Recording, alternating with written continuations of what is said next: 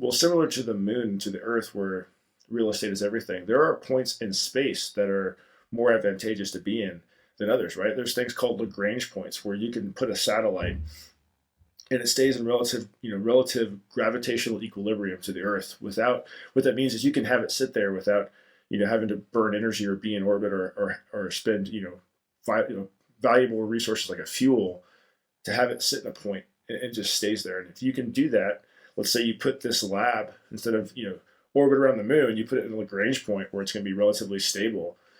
That's going to be pretty awesome. But with 120,000 things in space, you know, those Lagrange points might be taken over, or declared ownership by a government because of the strategic value of that point. And interestingly, at the same time, we're also seeing the increased application of AI and automation in space, with some companies proposing methods of assembling space stations or even extended range rockets in space, so minimizing your launch costs. So instead of sending a large payload on a single launch, send several small payloads, deploy those, and then have some sort of autonomous assembly occurring in space.